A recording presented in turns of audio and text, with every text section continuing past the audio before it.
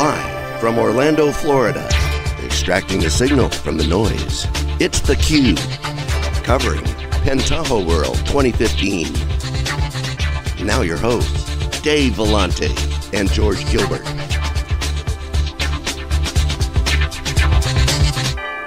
Welcome back to Pentaho World, everybody. This is theCUBE. This is day 2 of Pentaho World. First year theCUBE has been here, second year of Pentaho World's user conference. Donna Prlich is here. 3-time guest on theCUBE now. It's great to see you again, Donna, Vice President of Product Marketing in Pentaho. Awesome, we just came off of Strata 2 weeks ago. Yeah. It's like big data month. Been quite a month for us, right? Yeah, so you must be really excited. I mean, anytime you're able to get all your customers together and you've got a company with such momentum, a new owner like Hitachi with a whole new future, it's got to be really exciting for you. Yeah, very exciting. I mean, I think after the keynotes yesterday, just the impact of FINRA, right, on this fascinating organization that's doing amazing things with volumes of data, and we're at the core of it, and just continuing to see that. And then we've got customers, yesterday in my session talked through a few of our customers who were really early with us, 5 years ago, who started in very small environments and now have scaled out and taken advantage of all these new technologies. And now we've got Hitachi behind us, right? So that just pushes everything forward, which is amazing. So Pentaho is a company that some people find hard to understand sometimes. When I first heard about it, somebody said, you throw away, BI for big data.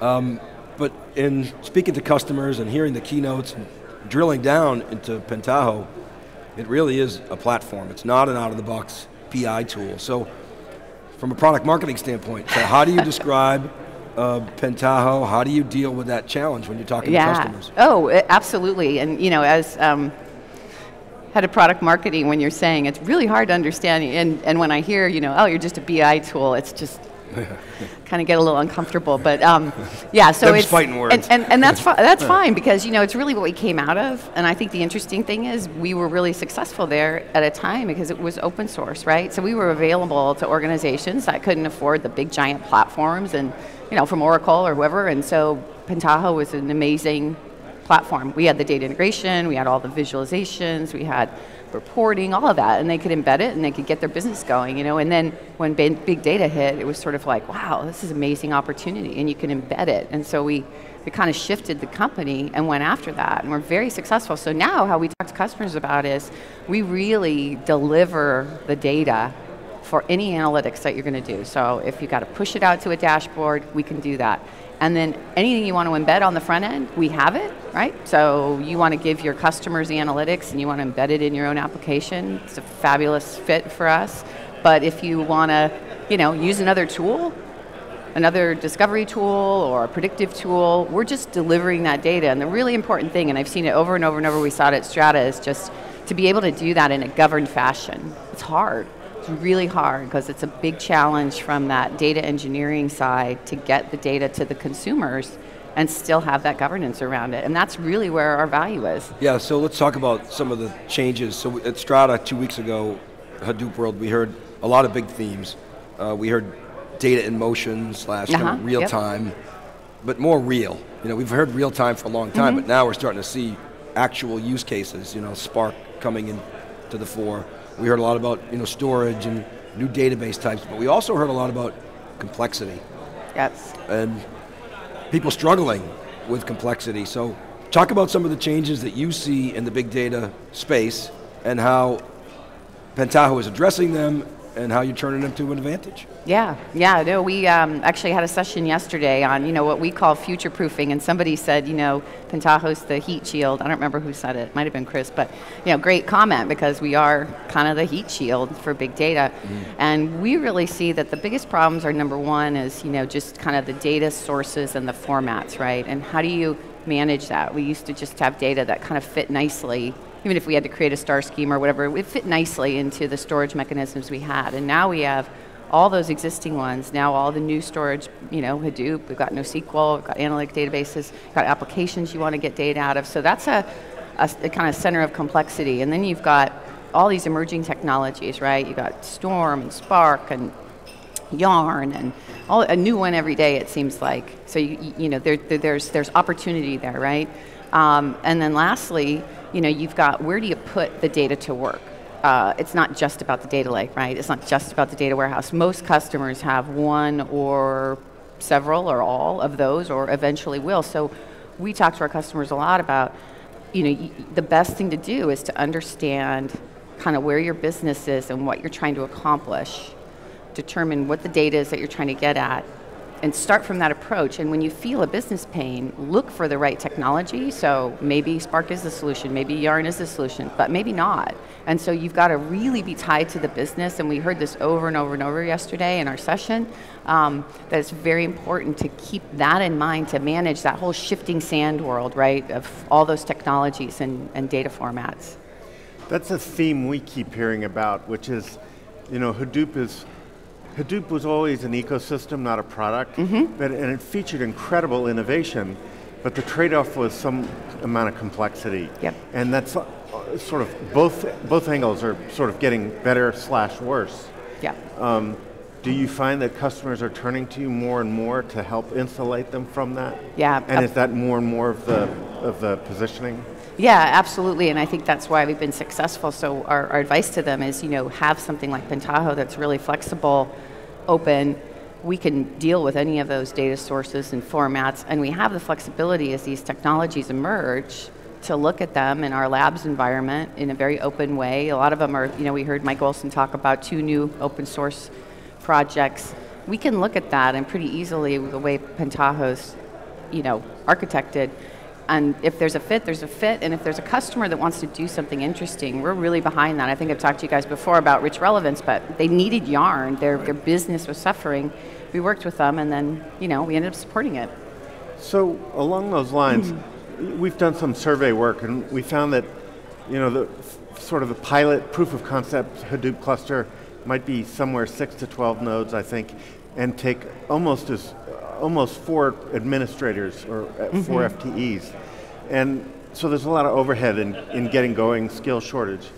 But with you as a simplifying layer, do you find your customers are farther along in their journey than the typical Hadoop customer? Well, I think what we're finding is, because we've seen the adoption of Hadoop move pretty quickly, is now we've got customers who are kind of at the beginning there, but we've learned a lot of how to get them started, so they are turning to us for that advice.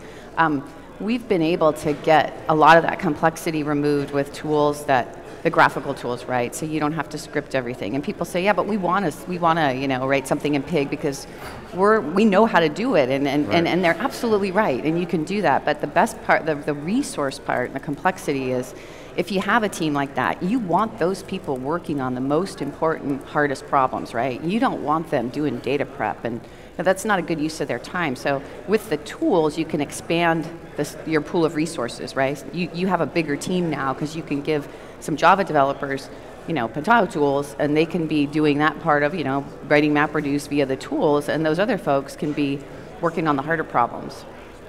Donna, go ahead, George. You've got to follow up. I was just, because I'm thinking about, we have this sort of capability maturity curve, I think that you might have seen when we did the Big Data New York City event. And it's a function of technical maturity and skills. Yep. And on both counts, you make it less demanding on the skills side and more cohesive on the technology side. And so I'm wondering sort of what are the leading edge use cases for customers using Pentaho relative just to mainstream Hadoop, without that sort of tooling? Yeah, so I think we've allowed people to extend their use cases, right? So, you might see a very simple data warehouse offload, right? We want to take this data, put it into Hadoop, and that's a pretty straightforward process with Pentaho now, and we've worked, as Chris pointed out in our keynotes yesterday, we really worked to try to simplify a lot of that, on the front end for our customers, make that easier. But what ends up happening is then with the flexibility of Pentaho, if you've got another set of consumers that can, are able to access that data, you can start thinking about things like monetizing your data, offering your data to existing customers, offering new capabilities. If it's a customer 360, maybe you've started bringing in one data source, in addition to your standard customer information, but with Pentaho and that flexibility, you can have an evolutionary approach where it's one data source, but we know there's this, we like to talk about it sometimes as 45 degrees at a time, 360, 40. You don't have to take the whole thing, boil the ocean Right. and take everything at once. And with Pentaho, you can start there and then and it's easy, right? It's easier. Can we take a high-level view of the product portfolio? Sure. And help people understand what's in there? I mean, we've talked about the end-to-end data pipeline. What comprises that end-to-end data pipeline, again, at a high level? Yeah, so if you think about, the core of, I've got all these data sources here, and you kind of think about an IT world, right? And you've got to ingest that data and process it and cleanse it and all of that. And then you kind of keep moving past to sort of this data engineering, and you get to the area that's really hot right now, this data prep area that's in the middle, that's really about bringing the IT closer together with the business. So the business is more self-sufficient, but you still want that governance. We have a lot of sort of tools in the middle, and Chris talked about those yesterday. Things like auto model, inline modeling, so that a business analyst doesn't have to ask somebody in IT if they want to edit a data model, right? They're able to do that, they're able to iterate, they're able to publish it, and others can use it in the organization. And then you think about pushing through there, you get through that sort of center refining part that we do really well. And if you think about Pentaho data integration sitting across that whole pipeline, right? You're going to get to the other side, and Pentaho has reports and dashboards and analytics, visualization, all of that. Predictive models, you can, if you have predictive models, you can drop those right into Pentaho data integration in a transformation, and that is now part of that whole data flow, right? So there's a lot of capabilities there, but the real point is that we're bringing those two sides closer together. That's really where I think, we're making a lot of headway with that auto model and auto publish. We're kind of closing that gap, and I think why it's, sometimes it's a harder problem for us to discuss is because we're looking at it in a governed way. We're saying when that data goes from here to here, we're going to know what happened to it. And that's a difficult problem. I don't know if anybody's completely solved it in our industry, but we've done a great job of figuring out how to do that and close it up. There are a lot of tools out there. There's a ton of tools out there, and many seem to focus on, let's get the data in, find the signal in the noise, and then let's pass it over to the guys who do the visualization or who operationalize it in an application. And the core value of end-to-end integration, is it fair to say, is that it makes it easier to do that handoff, and that there's huge value in that seamless handoff? Yeah, I would say absolutely, but the interesting thing is the vision, the goal, is there is no handoff. Yes. Because with the other products, there's a handoff. Oh, absolutely. And here absolutely. it's a collaboration. Yeah, it's a collaboration. Absolutely. Okay. Yeah. Okay. And if you think about those tools, they inherently start with technology and trying to solve a piece of that technology problem. And then it's just a piece part of that, right? You still have this huge other picture out there. It's sort of like that game where there's a piece of the elephant, you see part of it, and it's like you realize, oh no, it's a huge elephant. No, Hadoop, pun intended, but that's it's the same idea, right? You got to have that bigger picture. So can we talk about governance a little bit? So you mentioned you described this workflow, this data flow, and you've talked about governance. So there's a data quality piece that you addressed. What are the components of governance? How do you look at governance?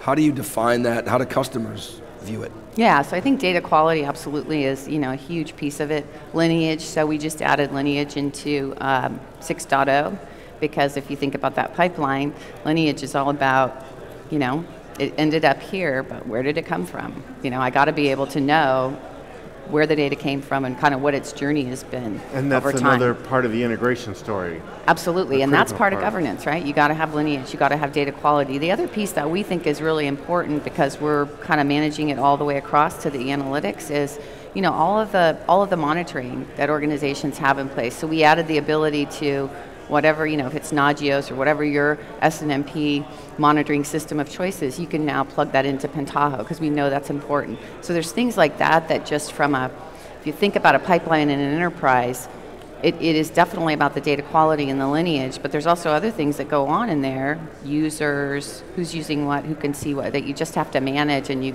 got to have a big view of that administration, and that's another area where we've just really have kind of been ahead. And how about security? Let's talk about that a little bit. You got some partners here. I see WebRoot here. security company, some others that you partner with.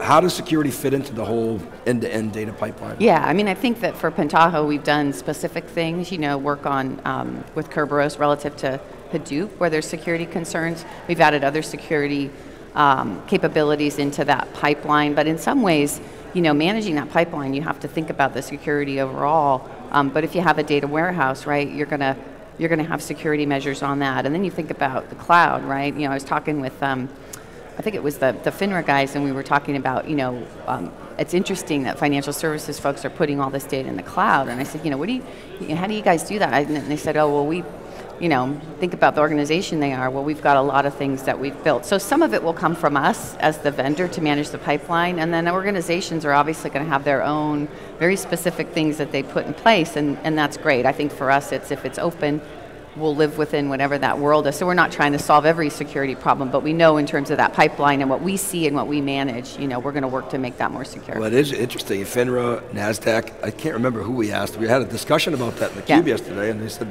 listen, their security is better than ours. So, I mean, we're happy with it. We don't see a problem there.